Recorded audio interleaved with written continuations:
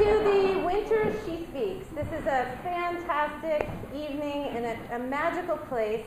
So settle in and relax for an awesome evening of women's storytelling. My name is Lael Couper Jepson, and I partner with women to create change for themselves, for their business, and for the world. And you can learn, my business name is SheChanges, and you can learn more about me and what I do online at my website.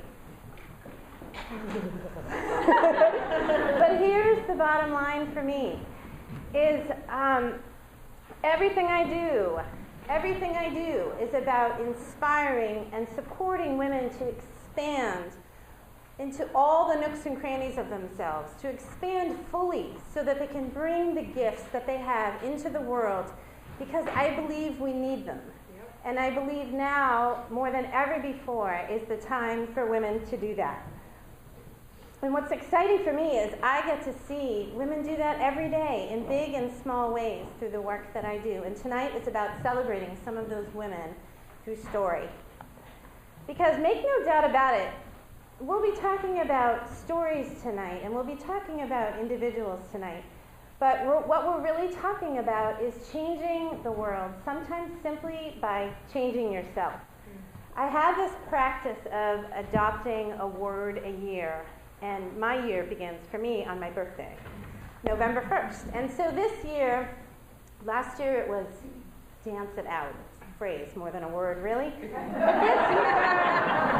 year I have one word, and my word is vibration. And I first felt this word hit me on the dance floor when I was dancing under the disco ball with 40 amazing women at my homecoming retreat this past October. And we were pounding the floor, and the music was shaking, and you could just feel the floor move, and I could feel my feet mixed with the other feet of the women of this retreat. And I had the sense, it felt like the earth was moving under our feet, and I had the sense that somewhere all over the world there were other groups of women who were also meeting, who were also stomping the floor, who were also feeling the earth move beneath their feet, and that somehow we were helping together with our feet to wake up the world. And so vibration really seems to be everywhere I look these days. I heard David Lone Bear Sanapath speak recently, who is a Sajan, and some of you might have heard him, Sajan and a spiritual leader for the Mi'kmaq Nation. And he spoke about the importance of making a joyful noise. And he talked about joyful noise being vibration. And I was like, whoop, there it is. That's where I was supposed to go. And he talked about the need to make this joyful noise. And he asked everybody in the audience to find it in ourselves, that vibration in ourselves, that joyful noise in ourselves, to turn it on, to turn it up, and to do it more frequently in communities. He called it the participation as ceremony. And so it's kind of like what we're doing tonight. Because tonight is very much about, I lost my saliva for a minute, hold on. Tonight is very much about the women on stage, but it's also about us changing the world together. And simply by participating in tonight's event, simply by going along for the ride. I heard a story by a woman, her name was Joanne recently, and she had just come back from South Africa. And she biked 1,000 miles in 10 days. Quite a feat. And in order to make that trek, she had to form what she said was a bike train, with someone in front working 10 to 20% harder to break the wind for the people who came behind her. And bikers will call this drafting, but I loved her phrase. She called this creating grace for followers. Beautiful phrase. And she said that was her first experience of feeling what it was like to be part of a flock. And she said, you know, I see the geese fly in that V, and intellectually, I know that that's more than just a pretty little V that they've got doing. They're not doing it for our entertainment. It actually serves a purpose. But until she went on this bike trip, she never really understood the power of that V and what it was like to be a member of a flock and to feel that grace. She felt it in her bones because it works.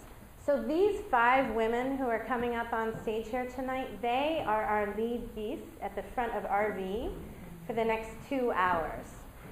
The stories they tell will be deeply personal, yes, and they'll also be really universal. So you'll hear a woman tell her story and you'll nod with understanding because you get it. You'll laugh when she says something because you've so been there, done that, bought the t-shirt. You'll be moved to tears because you've felt that way, and up until hearing another woman say it, you might have thought you were the only one.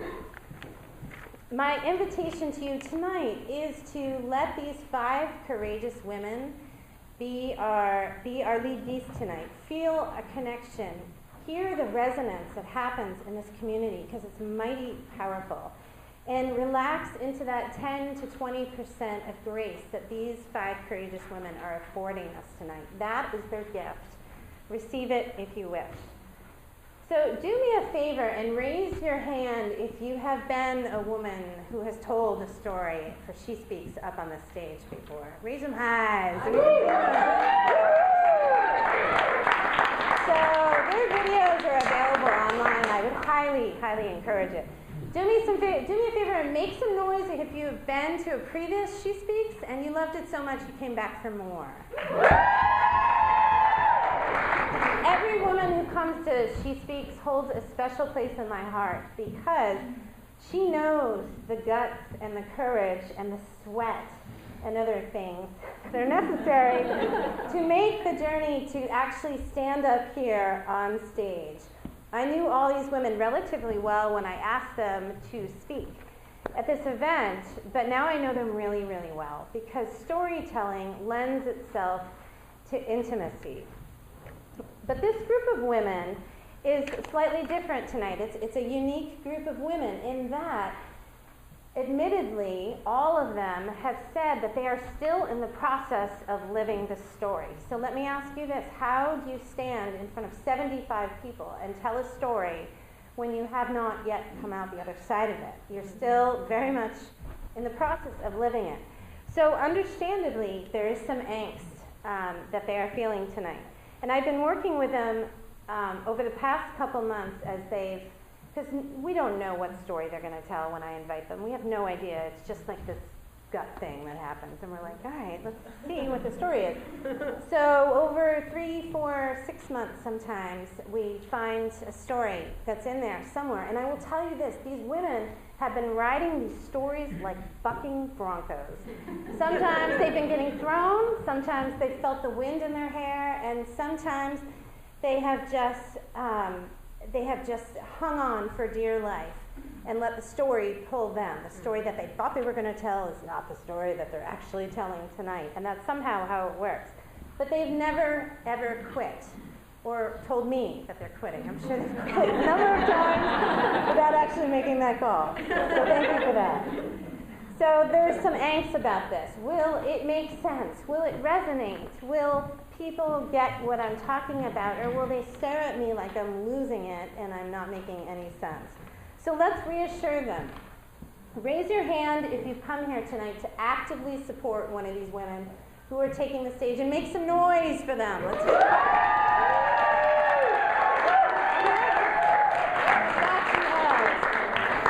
Excellent. We need you tonight to let us know that you're with here up on stage. You might look at us and think, wow, they look really comfortable. But most of us are scared shitless of being up here and making a mistake and tripping or getting fetched up in our weird dresses. So we need you to let us know that you're with us here tonight. If we say something that you like, hoot, holler, or give us the love, show us the eye contact, so we know that it's being received. If we lose our words and we fumble or we trip and fall on our face, give us a shout or yell to let us know that you're pulling for us and you're with us. Show us the love. Laugh with us, cry with us, and make a joyful noise with us. Relax into tonight, participate fully in tonight, and feel what it's like to be a part of a flock, a supportive community that celebrates courage. So here's how tonight is going to work. In a few minutes, I will get off stage, and I will bring up our first speaker of the evening. And in the spirit of many storytelling forums, I've asked all the speakers to limit their talks to 13 minutes, and that's easier said than done, kind of like getting the stress was for me. That stuff. So you will see the speakers reference a clock over here. It's a countdown clock, and they have timed their talks to keep it to under 13 minutes. So what you'll be hearing tonight is in many cases the 5th or the 6th or the 25th or 26th version of a story as they have honed it and developed it, and it's a product of many, many hours of thoughtful work over the past few months. After the first two speakers, we'll be taking a short break, and you can digest a bit from what you've heard and wash it down with some refreshments from our friends at Mayo Street Arts. And then following the break, we'll be bringing our remaining three speakers up on stage, and they'll be taking us to the conclusion at 8:30. So tonight's theme, every She Speaks has a theme, and this She Speaks is Mojo Rising. And if you look up mojo in the dictionary, which I did, you'll find a bunch of nouns that are kind of You'll find like sex appeal and style and a magical charm or hex. You'll find talent based on personal appeal, but here's my favorite. I love this one. The energy one has when they are connected to themselves in a positive way. The energy one has when they are connected to themselves in a positive way. Isn't that a good one? Mojo is our life force. Mojo is our light, is our spark. It is the breath we exhale into the world without even realizing that we're doing it. It's always within you. It's immensely powerful, and it's kind of sexy. And it's patient only until a point, and then it starts to leak. And it starts as if it can't be contained any longer. It's like a flame. Mojo needs oxygen in order to survive. So sometimes it sneaks out of us unbidden, and it has us say yes or no to things that we haven't fully consented to or agreed to or thought through. Like, for instance, standing up on stage here tonight, right? You get this. So what happens in these moments is generally considered panic. We do damage control. You can relate to this, right? You're laughing really hard. So we do damage control. We qualify our participation. We qualify our answers. We scramble for information. We look for orientation, and we look for something to ground us, something to anchor us. And it's natural, right? We don't like to be out of control. We don't like to not have a direction, because then we feel aimless.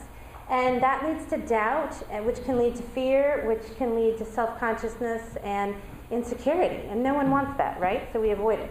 I had an experience this summer in August. I learned how to row. And I was one of 4 women in a 38-foot boat that was no wider than our hips. And we were each given 1 oar. So we needed each other desperately in order to function as a boat. And we did pretty well. We had a great coach, and he taught us how to row. And then he said, okay, now close your eyes.